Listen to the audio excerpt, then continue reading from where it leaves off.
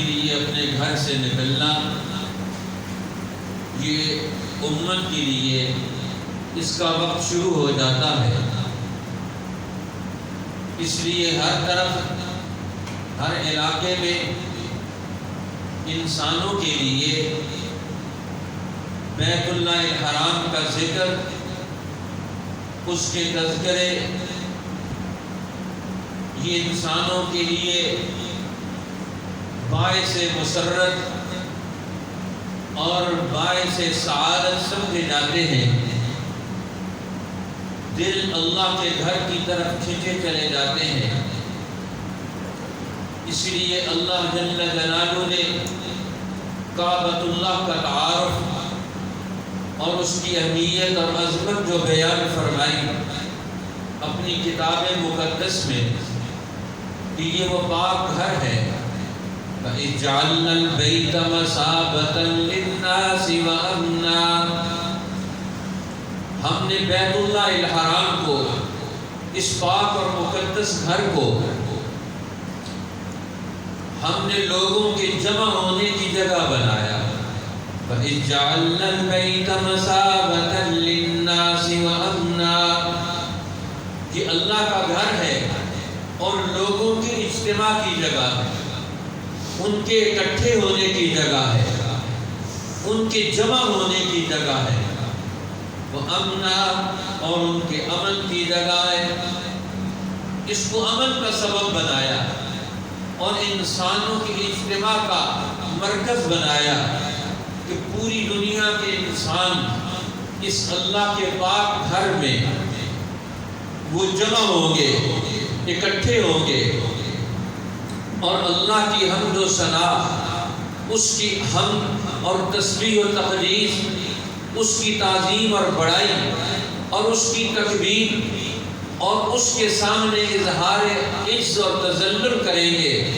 اب یہ اللہ جل جلالہ اپنے بندوں کو اپنے گھر میں نیتوں کی تبدیلی کے ساتھ، خیر اور سعادت کی امنگوں کے ساتھ، جذبہ حریت و عمل کے ساتھ، صدقے اور خیرات مال کو اللہ کے نام پر قربان کرتے ہوئے ان نسبتوں کے ساتھ انہیں دیکھنا چاہتے ہیں کہ یہ میرے گھر کی طرف آئیں اور میری محبت کا، میرے ساتھ نسبت اور تعلق کا اور میرے ساتھ عشق اور محبت کا اظہار کریں۔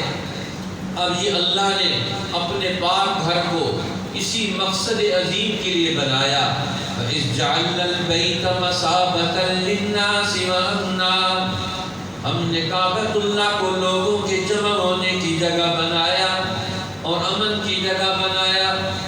اب کعبۃ اللہ اللہ کا پاک گھر ہے۔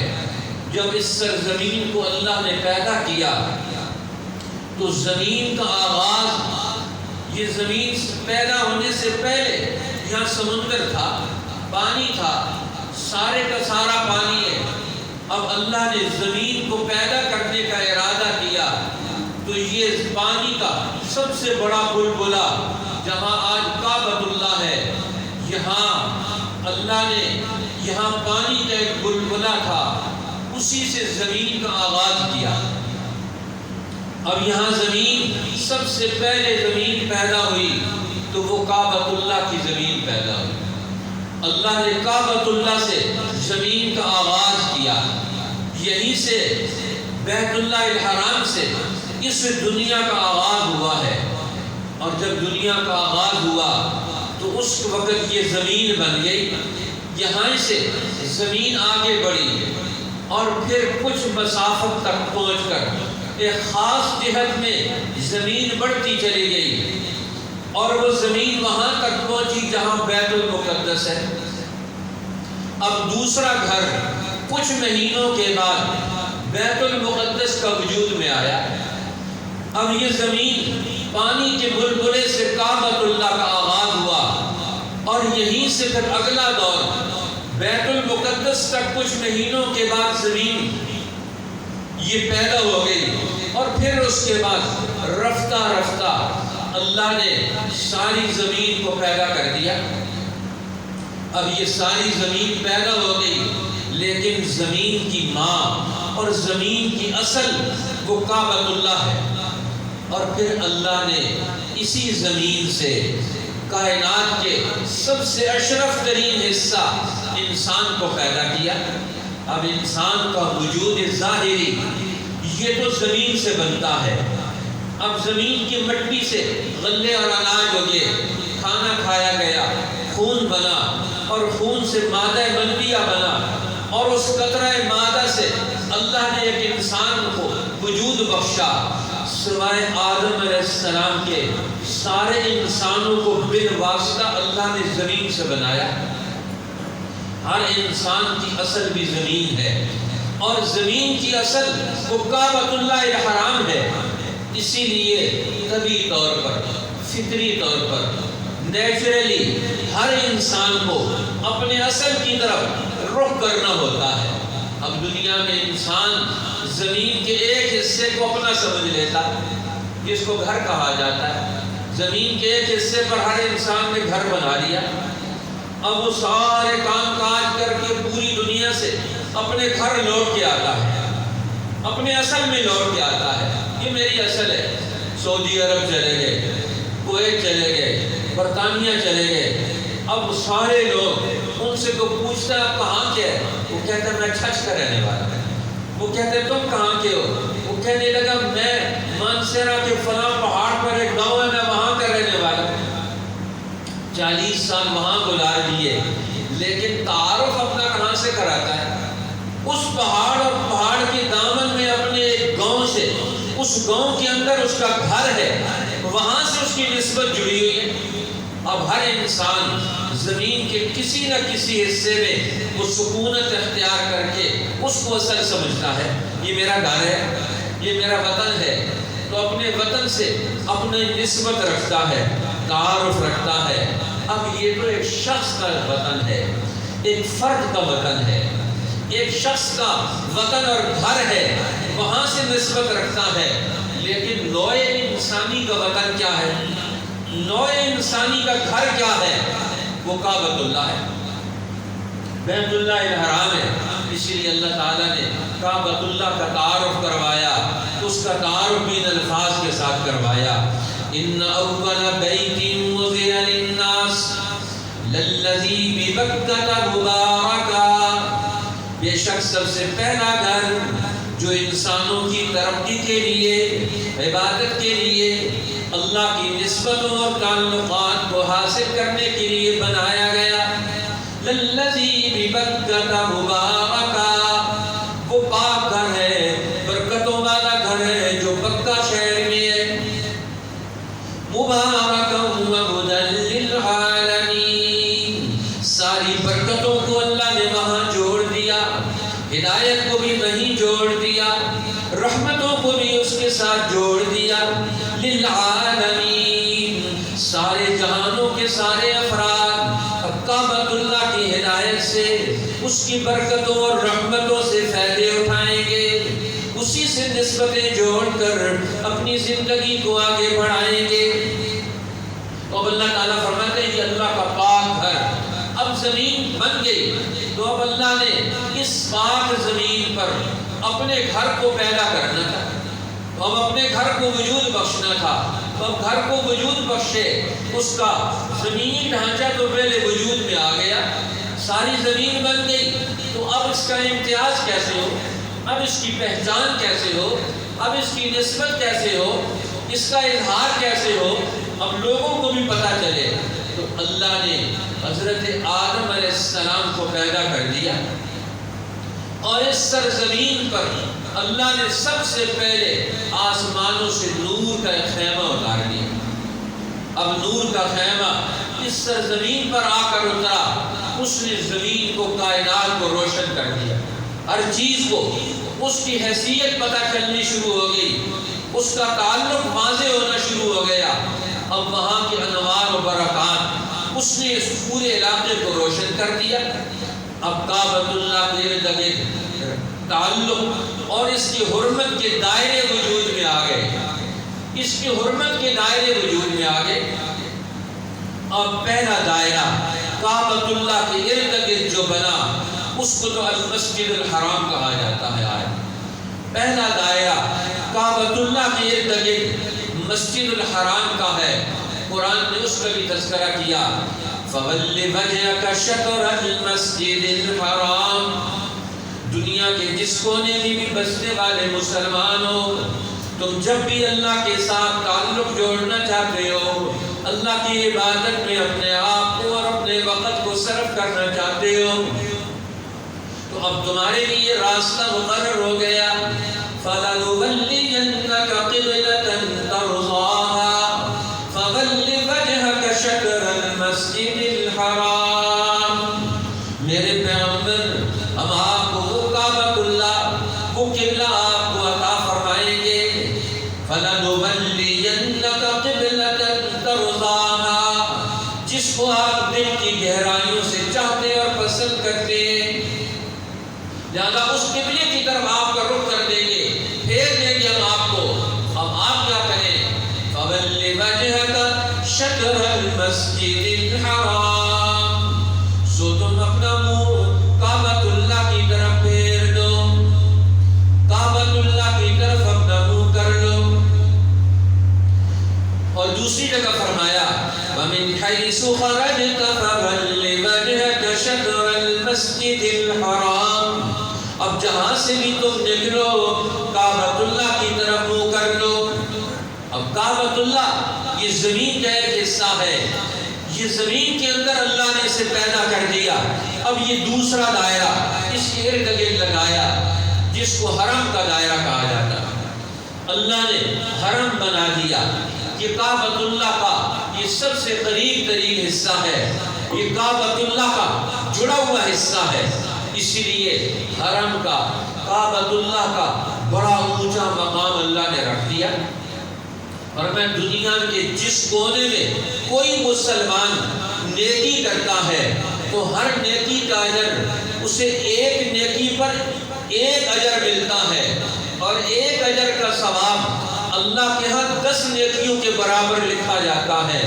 لیکن جب وہ حرم میں پہنچتا ہے، کعبۃ اللہ کی تاثیر اور دائرے میں داخل ہوتا ہے، تو اس انسان کی حیثیت بدل جاتی ہے، اس کے عمل کی بھی حیثیت بدل جاتی ہے، اس کی بھی شان بدل جاتی ہے۔ اب اللہ جل جلالہ اس مسلمان کے ہر عمل کو 1,00,000 کے برابر اجر و ثواب عطا کرتے ہیں۔ جو نیکی کا کام کرے گا، ہر نیکی کے کام کا اجر اور ثواب ایک کے بدلے میں 1,00,000 کے برابر ہوگا۔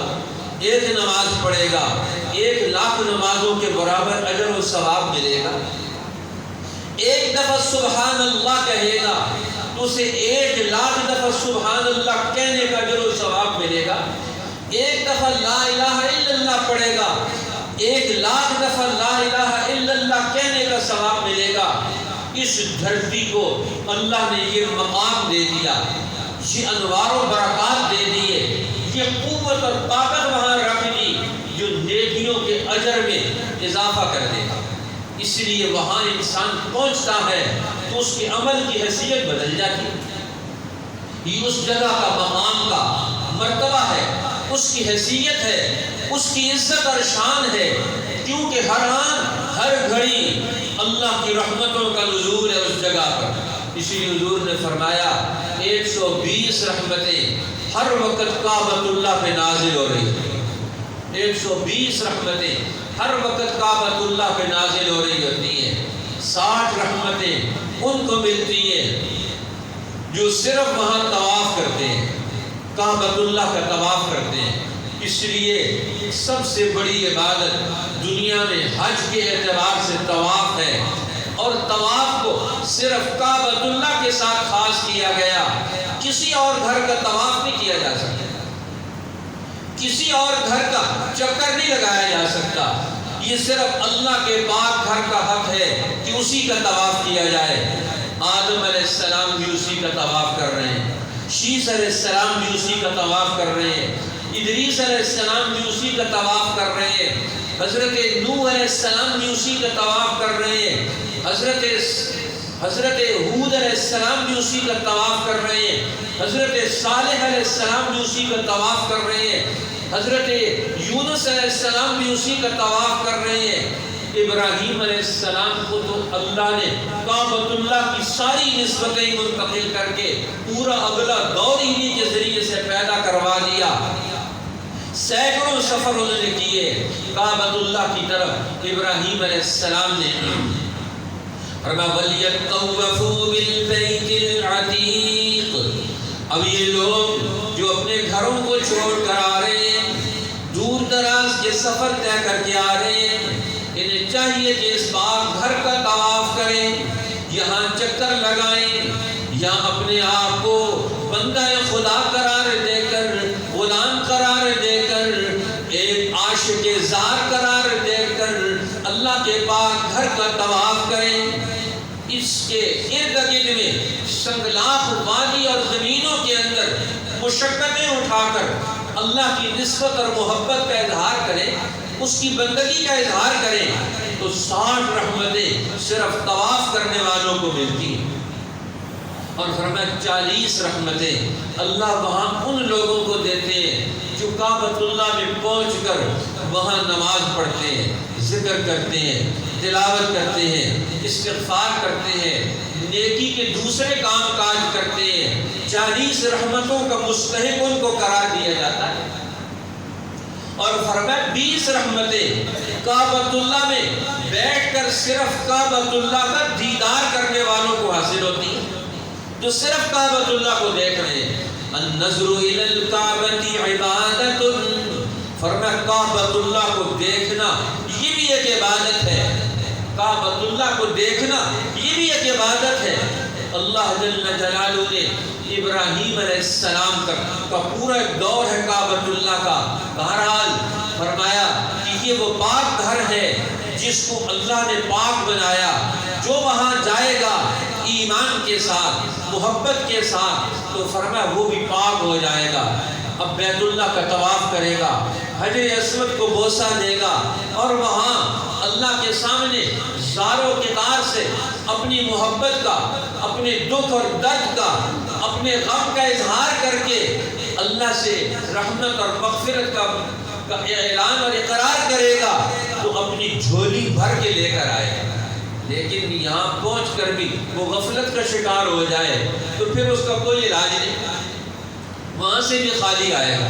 اسی لیے کہتے ہیں نا، شیخ بابو نے کہا کہ جو یہاں سے کوڑ تمبے ہوتے ہیں، کوڑ تمبے کو توڑ لے جاؤ مکے بھی، سارا طواف کرا کے لے آؤ، واپس آؤ گے تو وہ کوڑ تمبا ہی رہے گا۔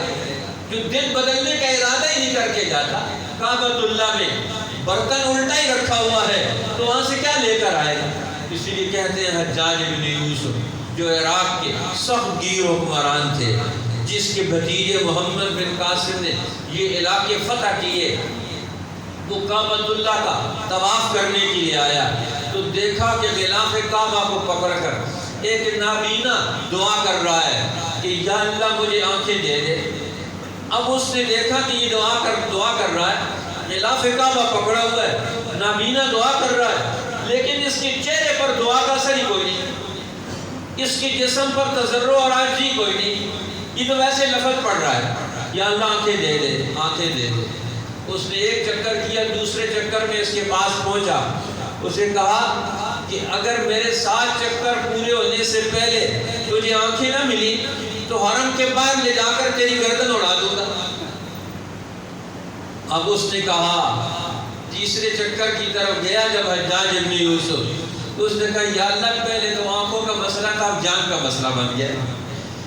اب اس نے دل سے دعا مانگنی شروع کی، یا اللہ یہاں تو چھٹکارا کوئی نہیں، پہلے زبان سے ضرب مانگ رہا تھا، دل کا تو ساتھ ہی کوئی نہیں تھا، اندر سے دعا نہیں، اوپر کی دعا ہے، غلاف کعبہ بھی پکڑا ہوا ہے، دعا مانگ رہا ہے وہاں کھڑے ہو کر۔ اب دعا کی تاثیر کہاں سے آئے؟ دل سے مانگے گا تو تاثیر آئے گی۔ تو اب آنکھوں سے آنسو نکلنے شروع، دل کا روح کھڑا ہونا شروع ہو گیا، جسم کا بال کھڑا ہو گیا خوف کی وجہ سے۔ عظمت بھی ہے لیکن اب خوف دوسرا بھی آ گیا، اب دل سے مانگ رہا ہے، اب دل سے مانگنا شروع ہوا۔ 7 چکر حجاج کے پورے نہیں ہوئے تھے کہ آنکھیں مل گئی، بینائی مل گئی۔ اب بینائی کیسے ملی ہے؟ مانگنے سے ملی ہے، اور مانگا کیسے جاتا ہے؟ وہ دل سے مانگا جاتا ہے، پوری عظمت اور محبت سے مانگا جاتا ہے، خوف سے اور رحمت سے مانگا جاتا ہے۔ اللہ تو وہی ہے، وہ تو دینے کے لیے تیار ہے، نیچے بندوں میں فرق ہے۔ اس لیے اللہ نے کعبۃ اللہ کو بڑی تاثیر عطا فرمائی کہ اس کے اندر حجر اسود بھی نصب کروا دیا۔ فرمایا جو آئے گا اس کو بوسہ دے گا، اس کو ہاتھ لگائے گا، اس کو استلام کرے گا، اس سرزمین پر قدم رکھے گا، فرمایا ایک ایک قدم پر اسے نیکی ملے گی طواف کرتے ہوئے، ایک ایک قدم پر اس کا گناہ معاف ہوگا، ایک ایک قدم پر اس کے لیے اللہ کی رحمتیں نازل ہوگی اور اللہ کی عنایات اور مہربانیوں میں وہ داخل ہو جائے گا۔ لہذا کعبۃ اللہ کی بھی اپنی تاثیر ہے۔